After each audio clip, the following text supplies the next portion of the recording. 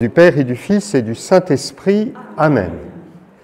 La miséricorde du Seigneur, à jamais je la chanterai. La miséricorde du Seigneur, à jamais je la chanterai. Amen. Voilà, je suis heureux de vous retrouver pour ce premier entretien. Nous gardons notre tradition à Sainte-Anne d'avoir un triduum pascal accompagné d'enseignements, un le matin après l'office des ténèbres, l'autre le soir, sur un thème qui nous permet de bien vivre ces jours saints. Et c'est la première année, j'en suis heureux, que je fais quelque chose sur les lectures de la Vigile pascale. Voilà, il y a beaucoup de sujets qu'on peut aborder, mais nous n'avions jamais pris comme thème les lectures de la Vigile pascale, qui évidemment sont une richesse tout à fait extraordinaire pour notre prière, et ça correspond à la volonté de l'Église, particulièrement au moment du Concile de Vatican II, quand il y a eu ce qu'on appelle la réforme liturgique, la volonté du Concile de Vatican II de dire que la liturgie doit nourrir la piété des fidèles, doit nourrir la prière des fidèles. Vous savez que la fameuse réforme liturgique dont on a beaucoup parlé, en général on en parle pour dire des sujets un peu polémiques, on est pour, on est contre, on parle de la liturgie. En fait, il y a une magnifique intention qui a bien été rappelée il y a 2 ou 3 ans dans un beau texte du pape François, la volonté de l'Église que les textes que l'on entend dans la liturgie ou bien les fêtes que nous célébrons soient la nourriture de notre prière, qu'il n'y ait pas d'un côté les prières de la liturgie et puis de l'autre côté des prières que les fidèles font. Voilà. Mais que tout ce que nous célébrons, notamment le triduum pascal, ce soit la substance même, la matière même de notre prière. Et c'est vrai que le renouveau de la Vigile pascale, depuis le pape Pie XII dans les années 50, a été une opportunité extraordinaire de nous recentrer sur le cœur de notre foi. Et on voit que c'est d'une grande richesse. Et le souhait également du Concile de Vatican II de redéployer toute la richesse biblique de la liturgie, donc comme étant une première lecture, l'épître, l'évangile, avec les 3 années. Ça, c'est une considération un peu générale que je vous fais, mais pour comprendre la signification de ces enseignements, eh bien, c'est parce qu'on sait bien que dans la liturgie, depuis l'origine de l'Église, ça nous l'avons reçu du judaïsme, depuis l'origine de l'Église, la parole de Dieu est là pour toucher notre cœur, pour nous faire entrer dans ce que nous célébrons. C'est toujours le duo parole de Dieu et sacrement. La messe, il y a toujours la liturgie de la parole avant de célébrer le sacrement, parce que la parole de Dieu, elle est écoutée, elle est célébrée, elle pénètre notre cœur et on peut célébrer le sacrement. Ça doit être la 5e rencontre que nous aurons, je pense, c'est ça la 5e, où je vais vous en parler, à partir d'un texte d'Isaïe, chapitre 55, on voit comment la parole se fait nourriture, comment la parole conduit à l'Eucharistie. Voilà. Et donc, c'est un peu ça la signification, d'une part, des enseignements en général, de nous aider à entrer dans la liturgie, et spécifiquement le thème de cette année, les lectures de la Vigile pascale, qui sont qui a un parcours tout à fait assez fascinant, assez extraordinaire, des lectures bien sûr qui n'ont pas du tout été prises au hasard et qui nous mettent tout de suite dans quelque chose de très très dense, très très riche, dont j'essaierai de vous donner quelques aperçus. Voilà, ça c'était des considérations générales sur le sens de ce que nous faisons maintenant. Alors, il y a beaucoup de choses à dire aujourd'hui parce que ce matin, donc pour ne pas trop prolonger, je le dirai à grandes enjambées, très rapidement. Je pourrais approfondir pour ceux qui veulent après, parce que je voudrais faire une introduction sur l'organisation de ces 7 lectures. Après, je vous parlerai du chapitre 1 de la Genèse, donc de la première lecture. Je parlerai dans un deuxième temps, dans un premier temps, une introduction générale sur les 7 lectures. Alors, vous avez, qui n'est jamais allé à la vigile pascale? Il n'y a aucun tort à ne pas y être allé, pas d'obligation, c'est la messe de Pâques, c'est le principal. Tout le monde connaît la vigile pascale, très bien. Alors, évidemment, c'est une célébration tellement centrale qu'on peut souhaiter que tous les chrétiens y participent. La nuit de Pâques, qui précède donc le grand jour de Pâques, le jour qui s'enracine dans la nuit, c'est la lumière du Christ qui jaillit dans la nuit. Le peuple chrétien revit à un rythme soutenu les grandes étapes de l'histoire du salut. En 2 ou 3 heures, nous refaisons tout le parcours de l'histoire du salut. Et l'aboutissement, c'est la résurrection du Christ. Les pères de l'Église insistaient beaucoup dessus. Ils disaient tout gravite autour de la croix et de la résurrection du Christ. Nicolas Cabasilas a fait un commentaire sur la liturgie et il parle de la croix du Christ et de sa résurrection comme une sorte d'axe central vers lequel tout converge et tout bascule. Voilà. Et donc la vigile pascale comporte 7 lectures tirées de l'Ancien Testament qui ont été choisis pour conduire le peuple chrétien vers la résurrection en refaisant tout ce parcours du peuple saint. Évidemment, ces lectures s'adressent en particulier aux catéchumènes qui, une dernière fois, refont ce parcours avant de recevoir les sacrements.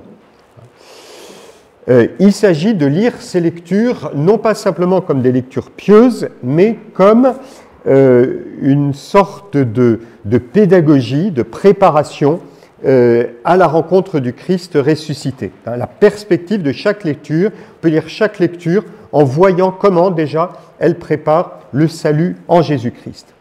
Alors, cette lecture, on peut trouver plusieurs manières de voir la logique dans laquelle elles sont construites. Je vous propose une logique qui vaut ce qu'elle vaut, mais qui m'aide à essayer d'en tirer le meilleur parti. Tout d'abord, ce qu'on peut appeler les 3 nuits essentielles. Les 3 nuits où l'essentiel du salut, le plus important du salut va se jouer. D'abord, le chapitre 1 de la Genèse, c'est la nuit de la création. On passe de l'obscurité à la lumière. Genèse 22, la deuxième lecture, c'est la nuit du sacrifice d'Abraham. Et la troisième lecture, bien sûr, c'est la nuit de l'Exode, la traversée de la mer. La création, le sacrifice d'Abraham, la traversée de la mer. Quatrième lecture, au centre, l'alliance que Dieu fait avec son peuple, l'alliance dans laquelle Dieu restaure son peuple dans toute sa beauté. Et puis, donc les 3 blocs, le premier c'est les 3 nuits, deuxième c'est la lecture centrale, Isaïe 54, et enfin 3 annonces prophétiques, l'annonce de l'alliance éternelle, Isaïe 55, ensuite un appel à Israël à revenir vers la sagesse, et enfin Ézéchiel, donc c'est Baruch chapitre 3, Isaïe 55, puis Baruch chapitre 3, et enfin Ézéchiel 36, l'annonce du don de l'Esprit. Voilà, qui précède immédiatement le baptême. Je verserai sur vous une eau pure et vous serez purifiés. L'annonce d'un cœur nouveau, Dieu, donc c'est l'aboutissement de toute cette histoire, Dieu va nous donner un cœur nouveau. Donc vous retrouvez, bien sûr, vous qui êtes familier de la lecture de la Bible, vous retrouvez le chandelier à 7 branches. La branche centrale, c'est l'alliance d'amour de Dieu avec son peuple, et puis d'un côté les 3 nuits, et de l'autre côté les 3 annonces prophétiques. Voilà. Alors là, je ne vais pas trop m'attarder sur ces lectures. Donc le centre du chandelier, je retiens juste un terme, le terme d'époux. Dieu se présente comme un époux à son peuple. Donc c'est très fort parce que ça montre que le message qu'on veut nous faire passer, c'est que Dieu veut faire cette alliance extraordinaire d'amour avec nous. J'aurai l'occasion de vous en parler plus profondément quand il en sera question. le premier bloc, hein, les 3 lectures et 3 nuits essentielles, en fait, elles nous rappellent, le choix des lectures d'ailleurs a été fait dans ce sens, a été fait dans le sens d'une, comment dire, la victoire de Dieu sur la mort, qui est déjà célébrée dans la tradition juive. Quand Pie XII a réformé la vigile pascale, on a fait un choix de lecture et, de façon très explicite, l'Église s'est inspirée de la tradition juive qui évoque les 4 nuits. Je vais vous lire ce passage des commentaires de l'Écriture qu'on appelle le Targum. C'est un commentaire juif des Écritures, de la tradition juive. Et voilà ce que dit le Targum à propos des 4 nuits, essentielles, qui a été donc ce texte qui a été repris dans la réforme liturgique. Je cite, « 4 nuits sont inscrites dans le livre des mémoires devant le Maître du monde. La première nuit, quand il se manifesta pour créer le monde, la création. La seconde, quand il apparut à Abraham, donc le sacrifice d'Abraham. La troisième, quand il apparut en Égypte, sa main tuait tous les premiers-nés d'Égypte et sa droite sauvait les premiers-nés d'Israël. Et puis la quatrième, quand il se manifestera pour libérer le peuple de la maison d'Israël. Voilà, les générations perverses seront anéanties et Moïse montera du milieu du désert et le roi Messie viendra d'en haut. Donc l'annonce prophétique de la venue du Messie. Voilà, les 3 nuits qui sont passées, c'est les 3 premières branches du chandelier, la création, le sacrifice d'Abraham, l'Exode. Voilà, donc c'est la reprise d'une tradition à cette idée que ce sont 3 nuits, même si le texte du sacrifice d'Abraham, on ne sait pas si c'est la nuit ou le jour, mais il y a quand même le thème spirituel de la nuit. On passe de la nuit à la lumière, de la mort à la vie. Voilà. Et puis les 3 lectures prophétiques, qui sont plus directement orientées vers les baptêmes qui vont être célébrés, elles annoncent les transformations que Dieu va opérer en l'homme. Tout d'abord par sa parole, le texte d'Isaïe 55, Dieu va nous transformer par sa parole. La parole ne vient pas sur la terre sans nous transformer. La lecture de Baruch, c'est sa sagesse qui va nous habiter, nous cherchons la sagesse, et enfin l'Esprit Saint. La parole, la sagesse, l'Esprit Saint. On a bien sûr à travers la parole et la sagesse l'annonce du Christ et l'Esprit Saint l'annonce de l'effusion de l'Esprit. Voilà. Donc il y a vraiment une structure théologique extrêmement profonde, extrêmement belle, que nous essaierons de garder présent à l'esprit. Alors, après cette trop rapide introduction, j'en arrive au premier récit de la création. Eh bien écoutez, même si on va prendre un petit peu de temps, je pense que c'est bien d'en faire la lecture. Il n'est pas prévu de le faire, eh bien on va le faire. Parce que, voilà, qui veut faire la lecture de Genèse chapitre 1 ? Ouais.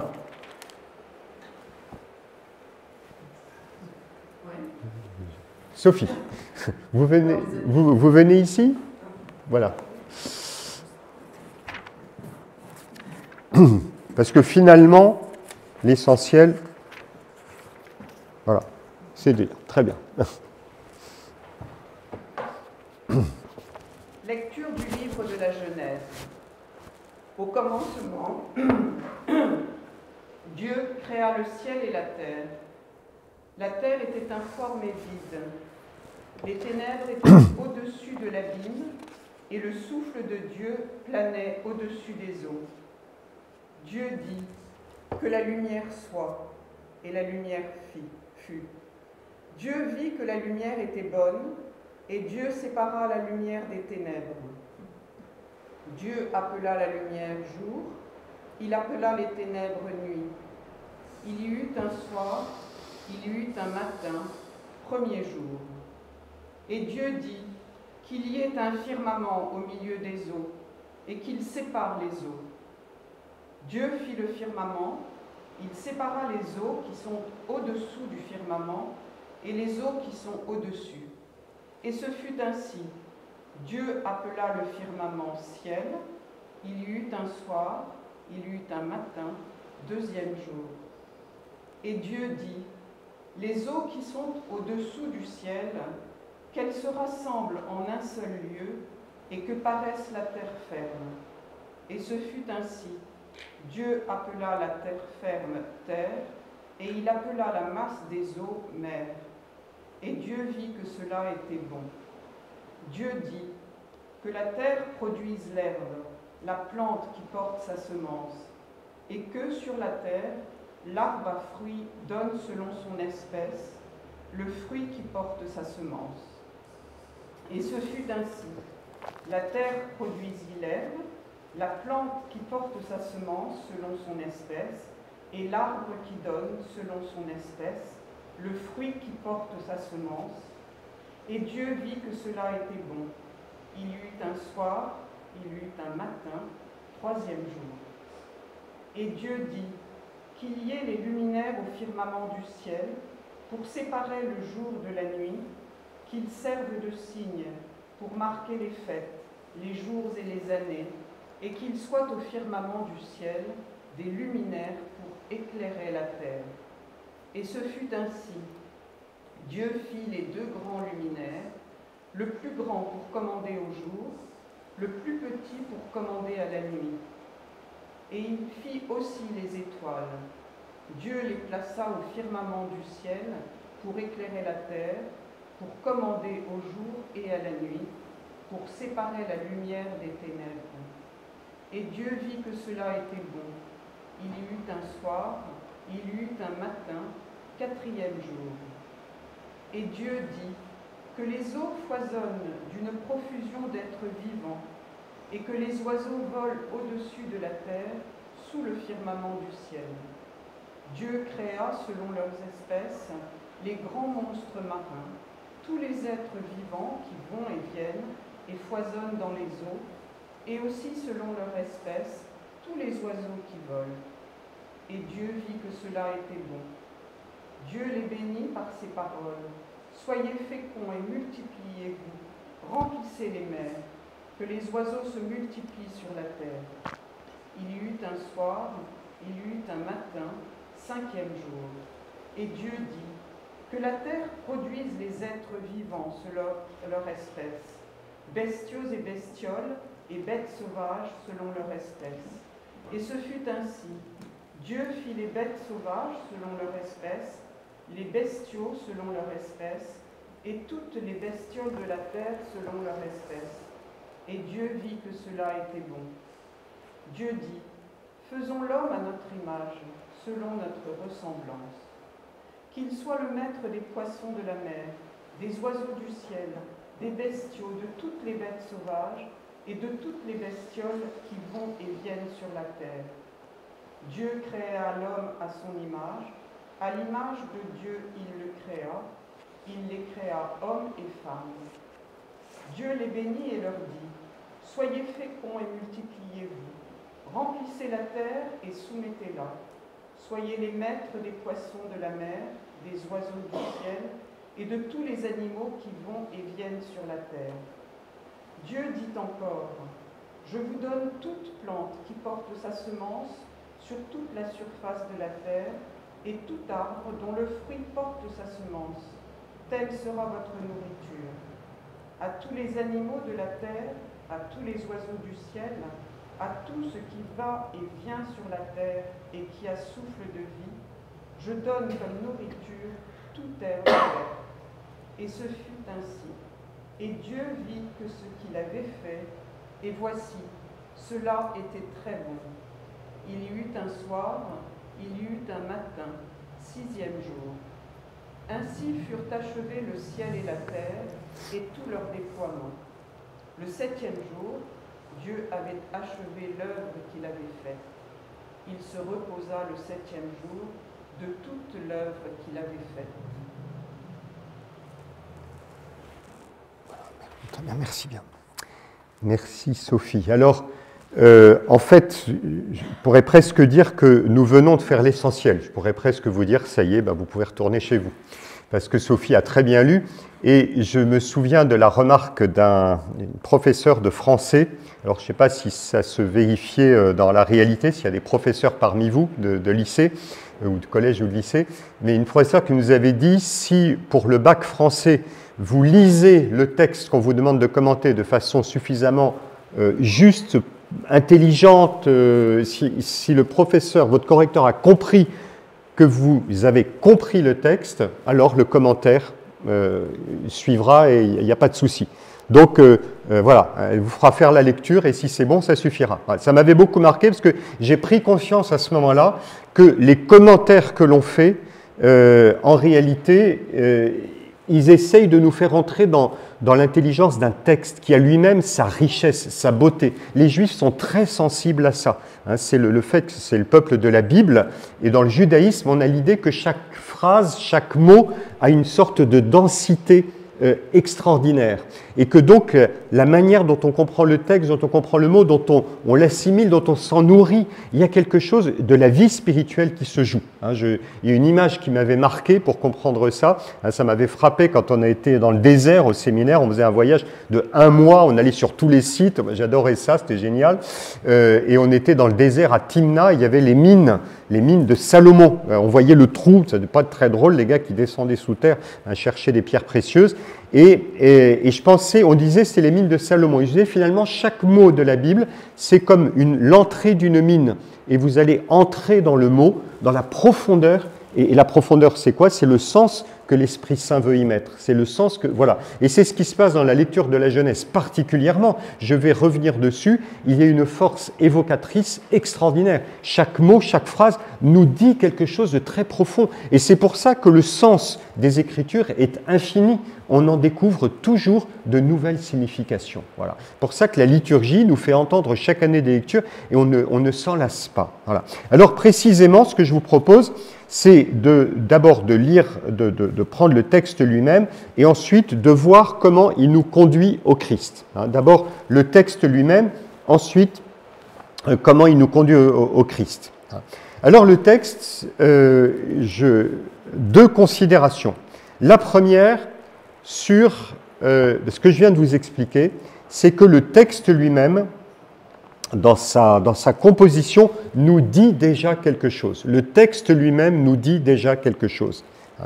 Je ne vais pas faire le prof de français, ça y ressemble, mais il faut reconnaître que les profs de français font un bien fou parce que nous sommes une religion du Verbe et du Verbe de Dieu. Alors le Verbe, c'est quelqu'un, c'est le Christ, mais la parole transmise dans les Écritures, évidemment, est très très importante et nous devons l'écouter pour elle-même. La première chose qui frappe le lecteur, un premier point, c'est que première chose qui frappe le lecteur et plus encore l'auditeur, c'est toujours mieux d'écouter la parole. La parole est faite pour être lue à haute voix. Vous avez remarqué, c'est la quantité d'images qui y sont mentionnées. Le ciel, la terre, les étoiles, les plantes, le soleil, etc. Et chacune de ces images a une très grande force évocatrice. Vous avez remarqué aussi le rythme. Il y eut un soir, il y eut un matin, premier jour, deuxième jour, voilà, avec une progression. Autrement dit, c'est un texte qui a un fort caractère poétique. On parle du poème de la création. Alors, vous vous dites, voilà le père de l'épervier qui ne nous avait jamais fait ça, maintenant il nous fait le prof de français. On n'était pas forcément venu pour ça, on était plutôt venu pour entendre des paroles qui nourrissent notre prière. Eh bien, voyez-vous, la forme littéraire de ce très beau texte n'est pas neutre du tout, elle a de l'importance. Cette forme poétique, parce qu'il s'agit bien d'un poème, le poème de la création, elle nous dit que l'action de Dieu ne peut pas être contenue dans un langage humain normal, habituel, descriptif. Il y a un débordement. C'est pour ça qu'il y a tellement de poésie dans la Bible. Les psaumes, la prière, elle s'épanche en louange. C'est très impressionnant de voir que la Bible, parce que ce que nous avons lu, c'est le premier chapitre du premier livre de la Bible s'ouvre par un poème. L'action créatrice de Dieu excède ce que le langage humain peut exprimer. L'action créatrice de Dieu excède ce que le langage humain peut exprimer. Le style du texte dans la Bible s'accorde avec le contenu. Eh bien, l'action de Dieu se déploie dans la beauté et la bonté. On ne peut pas faire uniquement une description matérielle. Il y a quelque chose, celui qui veut parler de l'action de Dieu, il devient nécessairement un homme de louange. Un poète au sens le plus fort. Pour nous, la poésie, c'est l'agrément du dimanche après-midi pour trouver un peu de repos. Or, dans la Bible, c'est très sérieux. La manière de parler, on ne peut pas parler de Dieu n'importe comment. On en parle avec des mots choisis, avec toute la beauté. Il y a cette beauté, cette bonté qui préside à la création et qui s'exprime dans la création. La création est bonne. Dieu vit que cela était bon. Alors vous me direz, dans la Bible, il y a des épisodes sombres, compliqués, parfois désagréables à lire, et même triviaux ou parfois obscènes. C'est très désagréable, quelquefois, et des passages de la lecture de la Bible, j'ai vivement que ce soit terminé. Des scènes qui sont franchement pas belles. Mais justement, ce caractère un peu heurté, difficile, parfois dramatique de l'histoire du salut, nous rappelle qu'il y a un arrière-fond, il y a une toile de fond, qui est cette beauté du projet de Dieu. Le projet de Dieu reste un projet magnifique, un projet qui est beau. Et tout va s'insérer dans cette beauté. Il y a comme une trame qui se déploie. Dieu a mis de la bonté et de la beauté au départ. C'est très important, parce que dans les religions de l'Antiquité, vous avez beaucoup de religions où on avait une vision beaucoup plus inquiétante de la création. Il y a un Dieu bon, mais il y a aussi un Dieu du mal. Un peu les deux qui se choquent l'un et l'autre. Or là, il n'en est rien. On voit qu'il n'y a en Dieu que de la bonté. Donc la bonté, il n'y a que de la bonté au départ. Il n'est pas question de péché.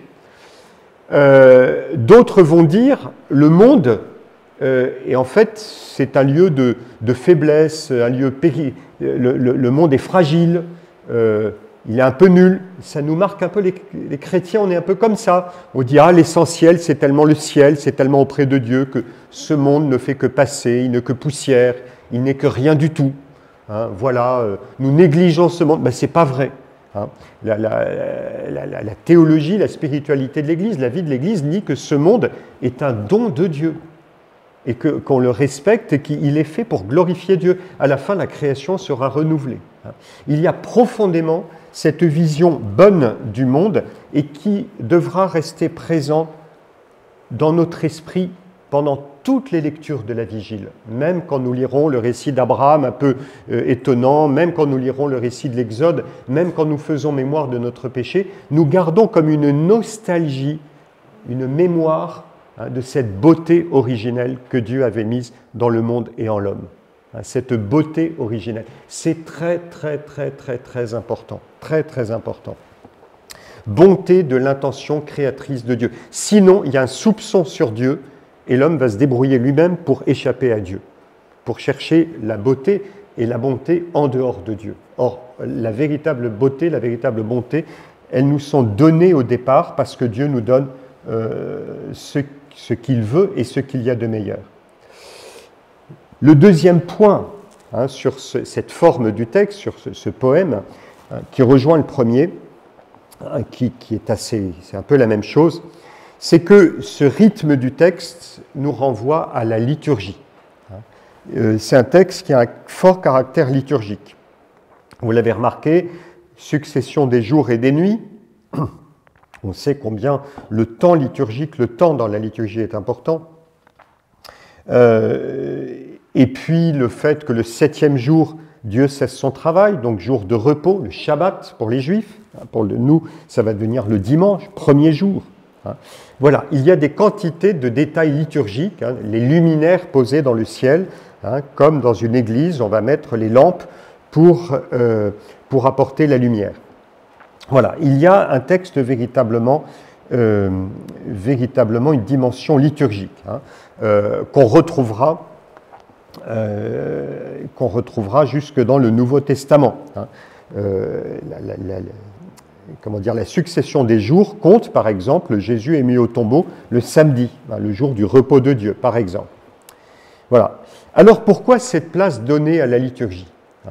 Eh bien parce que dans la liturgie, d'abord tout est ordonné à la gloire de Dieu. Donc le récit de la création avec sa dimension liturgique nous dit que le monde est ordonné à la gloire de Dieu, à la louange de Dieu.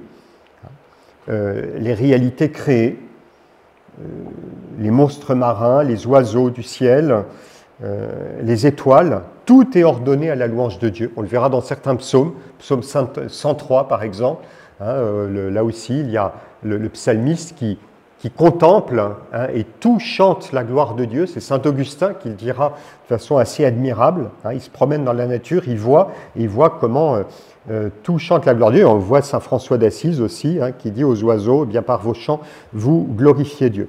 Mais aussi parce qu'il y a une autre dimension très importante, et c'est là que la forme du texte a vraiment de l'importance, cette forme liturgique très belle, c'est que par la liturgie, l'homme peut prendre part à la louange.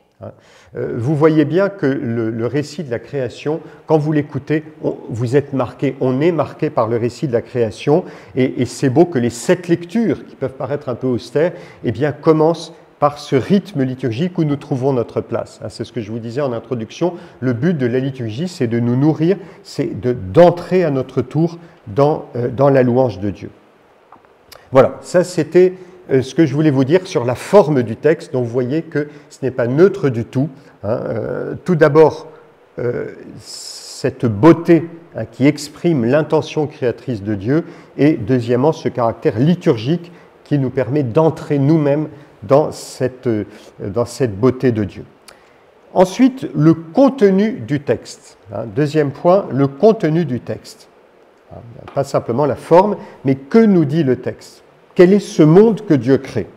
Quelques mots sur ce monde que Dieu crée. Alors là, évidemment, il faudrait une séance entière et nous n'avons pas une matinée complète, nous n'avons pas le temps. Donc je retiens 3 choses. La première chose que Dieu crée, c'est la lumière. Ça, c'est très frappant, c'est très marquant. C'est la lumière. La lumière, on ne peut pas vraiment la définir. Il y a beaucoup à dire sur la lumière. Elle est là. La lumière, elle est là par définition comme un éclat. La lumière, c'est l'éclat. C'est l'éclat de la vérité, c'est l'éclat de la beauté, c'est la clarté, c'est la joie. C'est finalement, on le comprend très vite, c'est le reflet de l'être même de Dieu. Dieu crée finalement ce qui lui ressemble le plus, c'est la lumière. Dieu est lumière. Dans l'Écriture, Dieu est lumière. La lumière dans laquelle il n'existe aucune ténèbre. Encore une fois, la vision de la Bible s'oppose à pas mal de religions païennes dans lesquelles il y a, chez les dieux, il y a la lumière et les ténèbres. Dieu est lumière en lui, point de ténèbres, dit saint Jean dans la première épître. Première de Jean, chapitre 1, verset 5. Mais vous avez Isaïe 60, Sagesse 7, Daniel 2, il y a plusieurs passages dans la Bible, on voit que Dieu est lumière. Dieu est un Dieu de lumière. Donc la première chose que Dieu crée, c'est finalement ce qui lui ressemble le plus, c'est cette lumière. La lumière, en elle-même, elle nous dit quelque chose. Par certains côtés, elle s'explique par elle-même. On voit le soleil et il y a quelque chose qui rayonne du soleil. On se réjouit que le soleil puisse nous éclairer. Mais la lumière également, elle a un effet, une utilité, elle nous permet de voir. Elle permet de sortir de la confusion. Quelqu'un qui a conduit dans une purée de pois, c'est-à-dire un brouillard, on ne voit pas à 10 mètres, sait ce que ça veut dire. La consolation, le repos, quand on commence à voir un peu plus loin, on voit les nuages, la brume se lever. Voilà. Donc on sort de la confusion. Et on voit bien dans le récit de la création comment au départ il y a le chaos, le tohu-bohu. Et puis brusquement il y a la lumière. Donc la lumière permet de voir, de contempler. Sans la lumière, on ne peut pas voir. Il y a peut-être des très belles choses, mais si c'est dans l'obscurité, personne ne les verra. Donc le monde est un monde qui se donne à voir, un monde à contempler. Ça introduit le thème de la contemplation, qui est tellement importante, qui nous permet de sortir de nous-mêmes. On a beaucoup insisté ces dernières années, ces dernières décennies sur l'intériorité, tant mieux, c'est très positif, il le faut, c'est nécessaire, il y a une intériorité. Mais cette question de la beauté, ça nous dit il y a quelque chose à voir, déjà dans le monde qui est beau. Et puis bien sûr, voir la face du Christ, voir l'œuvre de Dieu, voir la création comme un grand livre. Dieu crée la lumière, par la lumière, il permet, quand il permettra à Adam de voir le monde comme un grand livre dont il peut feuilleter les pages en voyant à chaque fois écrite la sagesse de Dieu, la bonté de Dieu. Vous voyez ? Voir la création comme un grand livre, ça c'est du Saint-Augustin. Voir la création comme un... Et pour ça, il y a besoin de la lumière. On a besoin de la lumière. On met la lumière pour lire. Je vous raconte une petite histoire qui m'avait amusé, une petite parenthèse. Vous dites, tiens, je n'avais pas encore fait de parenthèse. Ben, voilà, je vais être fidèle à moi-même, faire des parenthèses. Ça va, on est bien dans les temps. Et je vous rassure, on aura terminé pas trop tard. Une histoire qui m'avait bien amusé. C'est un confrère curé de paroisse dans le 19e arrondissement. Était une paroisse, juste en face de la paroisse, il y avait une synagogue. Il était en très bon terme avec le rabbin. Et vous savez que nos amis juifs, quand il y a le Shabbat qui commence, que le soleil se couche, donc le thème de jour et nuit, c'est très important chez les juifs. Voilà. Quand le soleil se couche, ils ne peuvent pas faire de travail, donc utiliser l'électricité. L'électricité, c'est un travail. Et là, le rabbin s'y est pris trop tard, il a oublié de mettre les lumières pour que les étudiants de la yeshiva étudient la Torah, étudient le Talmud ou je ne sais pas quoi. Donc, il est très ennuyé, il ne savait pas quoi faire, il dit « j'ai rien d'autre à faire », il est allé voir le curé en face, le père Bourgois, en disant « est-ce que vous pourriez faire une œuvre de goy, enfin une œuvre servile, d'allumer la lumière ?» Et le père Bourgois nous raconte, il disait « je passais à tous les étages, ils étaient tous... » Parce qu'il fallait qu'ils étudient la Torah, ils étudiaient la Torah, mais il faisait quasiment nuit, donc ils ne voyaient rien. Il disait à chaque étage, j'avais envie de dire « lumière du Christ ». Vous voyez. Voilà, le Christ qui permet de lire les Écritures. Il s'est gardé de le faire. Je pense que le rabbin devait bien avoir ça dans la tête. Voilà, donc la lumière qui permet de lire. Voilà, c'était assez beau comme symbole. Mais voilà, on a besoin de la lumière pour lire les Écritures, voilà, pour voir la création. La lumière qui permet de voir. Vous voyez, Dieu nous donne l'intelligence. Toutes les personnes qui racontent, qui parlent des religions, l'obscurantisme, le christianisme, bien au contraire, Dieu nous donne la lumière, son Esprit Saint, pour que nous puissions contempler, pour que nous puissions comprendre. L'intelligence de la foi est quelque chose d'essentiel. D'abord dans une dimension contemplative, mais aussi avec toute l'intelligence pour nous l'approprier nous-mêmes. La deuxième réflexion sur le contenu, sur le monde créé, ça c'est absolument capital, c'est que Dieu crée en séparant. Dieu crée en séparant. Je m'inspire d'un exégète, un des plus grands exégètes du XXe siècle, qui s'appelle le père Paul Beauchamp, dont je vous recommande la lecture, père Paul Beauchamp. Il insiste beaucoup sur cette dimension poétique des Écritures. C'est vraiment sur la manière dont le texte est écrit, il a des réflexions extrêmement belles. Voilà. Mais il fait cette remarque, Dieu crée en séparant. Dieu sépare la lumière et les ténèbres. Il sépare les eaux de la terre. Autrement dit, il met de l'ordre dans la création. Il met de l'ordre dans la création. Voilà. Là aussi, tout le monde a l'expérience. Et pas uniquement les parents avec leurs enfants, mais souvenez-vous quand vous aviez 8 ans ou 10 ans. Votre chambre, c'était le tohu-bohu. Pas forcément pour tout le monde. Non, il y en a pour qui c'était rangé. Voilà. Mais je me souviens d'amis, la maman avait dit, écoutez les enfants, j'ai compris, j'arrête de vous demander. D'accord, ne rangez pas votre chambre, mais faites-moi au moins un passage jusqu'à la fenêtre. Alors évidemment, les enfants ont rigolé beaucoup, ça nous amusait beaucoup, mais les parents excédaient, qui disaient, on vous demande juste un passage jusqu'à la fenêtre. Voilà, donc le tohu-bohu. Voilà, Dieu sépare la lumière et les ténèbres, les eaux et la terre. Il met de l'ordre dans la création. Un ordre qui s'oppose au chaos originel. Tohu-bohu. En hébreu, tohu va vohu.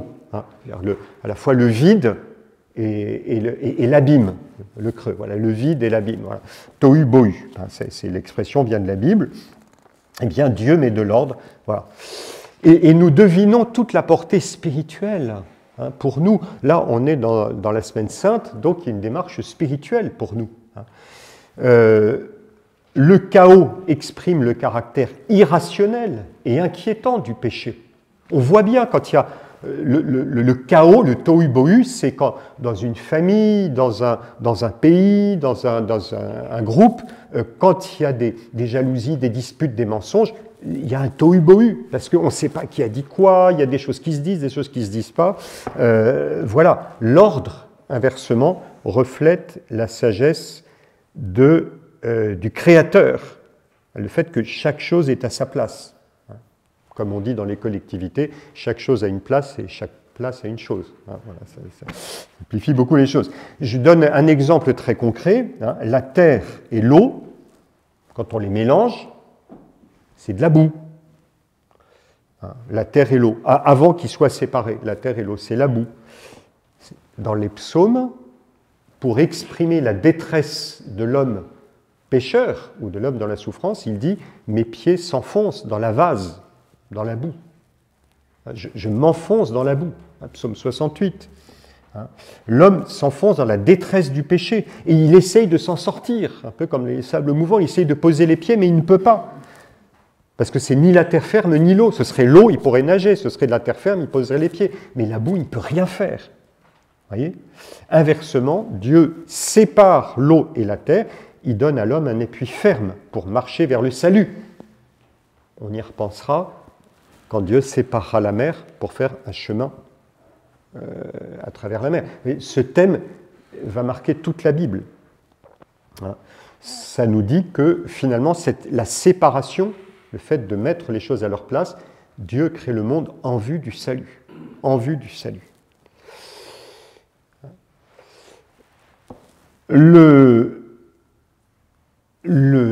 Alors, entendons-nous bien, quand je dis Dieu met de l'ordre, ce serait facile de dire, ah ben voilà, on reconnaît les prêtres. Hein. Ce qu'ils veulent, c'est une seule tête. Hein. De l'ordre, de la discipline. Hein. Personne ne discute. Alors, ce n'est pas ça. L'ordre de la création, ce n'est pas parce que Dieu veut qu'il n'y ait qu'une seule tête et que tout le monde se tient à carreau. Hein. C'est vraiment l'ordre comme sagesse. Hein. Les choses sont chacune à leur place. On voit bien l'harmonie, hein, quand chacun est à sa place, quand chacun fait ce qu'il a à faire. Là aussi, c'est l'expérience d'une famille, c'est l'expérience d'une paroisse. Moi, je ne vous cache pas que j'ai été très heureux, par exemple. On peut dire l'ordre de la création, où chacun était à sa place. Quand on a fait le 22 mars le pèlerinage à Notre-Dame, on a vu que ceux qui avaient quelque chose à faire le faisaient, chacun était à sa place, il y avait une disponibilité, il n'y avait pas d'empiètement sur ce que l'autre va faire, et il n'y avait pas cette espèce de confusion, et ça a coulé de façon admirable. Et la charité se joue à ce niveau-là. Hein, quand je suis là, quand je ne prends pas la place d'un autre, mais en même temps, ce que j'ai à faire, je le fais. Vous voyez, l'ordre de la charité. Il y a une sagesse de Dieu, une sagesse de Dieu. Et ce qui est très beau, hein, je parle de charité, on voit comment Dieu crée en séparant, progressivement la séparation va devenir distinction, parce que ça va s'affiner de plus en plus, avec des réalités de plus en plus proches. L'ultime distinction, c'est le sommet de la création, c'est l'homme et la femme, qui ne sont pas séparés, mais qui sont distincts.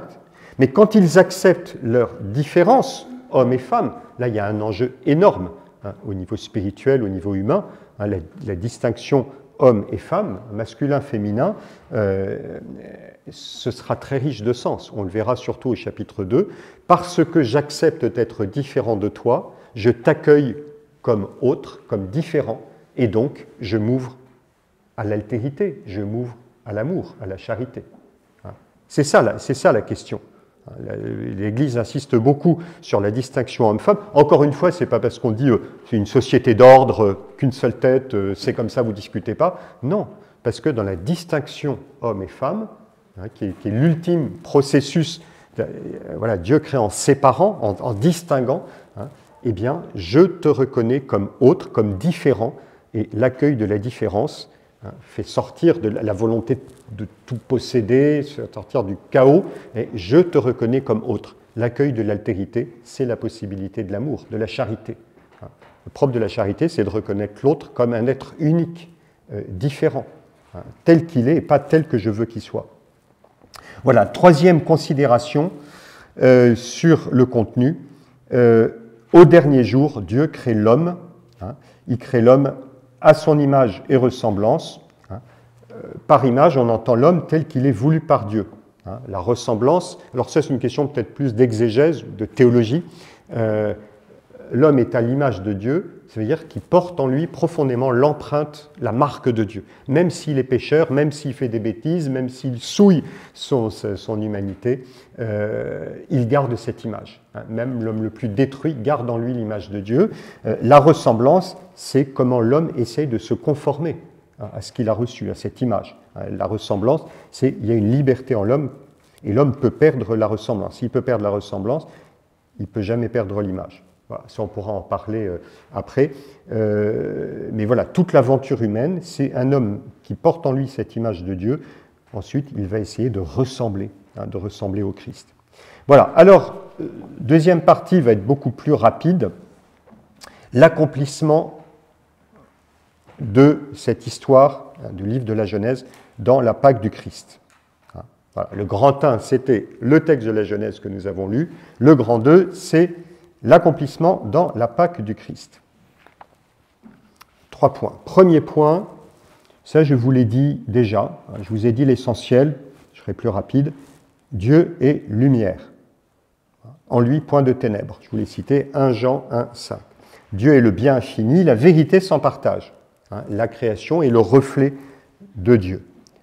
Lisez le prologue de Saint Jean. Vous voyez ce que c'est que le prologue ? Chapitre 1 de Saint Jean. Voilà, Dieu, le Verbe était la vraie lumière. Donc pour nous, la question, c'est est-ce que j'accueille cette lumière, est-ce que j'entre dans la lumière, ou au contraire, est-ce que je reste dans l'obscurité ? Et l'obscurité, ça permet de cacher ce que je fais, mais aussi le mal que je fais. Je cite ce que Jésus dit à Nicodème, « La lumière est venue dans le monde, et les hommes ont mieux aimé les ténèbres que la lumière, car leurs œuvres étaient mauvaises. Quiconque en effet commet le mal est la lumière, et ne vient pas à la lumière, de peur que ses œuvres soient démontrées coupables. » Celui qui fait la vérité vient à la lumière. Quand je fais le bien, je n'ai pas peur que tout le monde le voie. Si je fais le mal, je préfère que les autres ne le voient pas. Voilà. Donc la question de la lumière reste pour nous très importante. C'est ce que Jésus dit, ce que tu fais dans le secret, il y a un moment, ce sera connu. Voilà, le jugement dernier, c'est le moment où il y a une grande lumière d'amour qui se projette sur toute notre vie.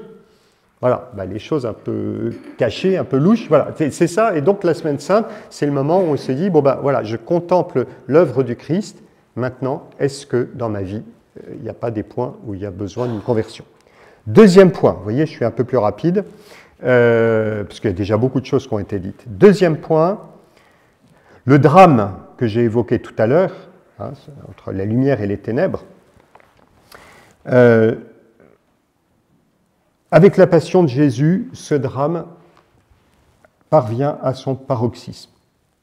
Vous vous souvenez, tout commence dans les ténèbres de la nuit pascale. La nuit, le vendredi saint, on entre dans la nuit. Il y a beaucoup de détails dans l'Évangile qui nous dit qu'on est dans la nuit. Donc c'est le rappel de la nuit, de l'origine, du chaos originel. Cette scène dramatique où Jésus annonce aux apôtres que quelqu'un va le livrer. Et alors les apôtres se demandent si c'est eux. Ça montre qu'ils n'ont pas la conscience très claire. Et puis finalement c'est Judas qui se lève pour trahir Jésus. Les apôtres ne se rendent même pas compte. Ça montre qu'ils sont encore dans leur propre pensée. Jésus, lui, il sait très bien ce que Judas va faire. Il sait que c'est le jeudi soir, c'est la nuit. Et précisément, l'évangéliste dit « Judas sortit, c'était la nuit ». C'est une parole très impressionnante. Judas sortit, c'était la nuit. Comme si Judas voulait revenir au chaos originel, ne voulait plus de cette joyeuse clarté que Jésus avait apportée, qui lui est insupportable. C'était la nuit. Et Jésus lui-même, quand il ira à Gethsémani, où il retrouvera Judas qui viendra le chercher, Jésus le dit, c'est maintenant votre heure et le pouvoir des ténèbres. Mais ce qui est très bouleversant, c'est que Jésus a accepté d'entrer dans ces ténèbres. On n'est pas dans une religion où il y a Jésus qui dit « je me tiens du côté du bien et et je me tiens à distance du mal. Non, il va entrer dans cette nuit pour aller chercher l'humanité. Pour une dernière fois tendre la main à Judas en disant « Le salut t'est offert, est-ce que tu seras prêt à l'accueillir ?» Et Judas le refuse. Voilà, inversement, ce thème de lumière et ténèbres, c'est dans la lumière du matin que Jésus ressuscité va apparaître. Au début de l'évangile de Luc, Jésus est présenté comme le soleil levant, le jour sans déclin. Voilà. Et enfin, tout dernier point. Le premier, c'était le rappel de cette histoire dramatique, Dieu est lumière, l'homme accueille-t-il la lumière ou pas? Le deuxième point, c'est la passion de Jésus, qui se joue dans cette nuit où Jésus vient chercher l'humanité. Troisième point, un texte qui peut nourrir notre réflexion, qui nous rappelle le récit de la création. C'est le récit de l'aveugle-né. Et qui est très intéressant parce qu'il nous dit comment le Christ lumière vient apporter cette victoire dans notre propre vie.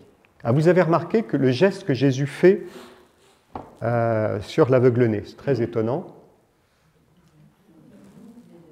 Il fait de la boue. On a parlé de la boue tout à l'heure. Avec sa salive. Voilà. C'est donc, la salive, ça rappelle le Verbe de Dieu, la parole de Dieu.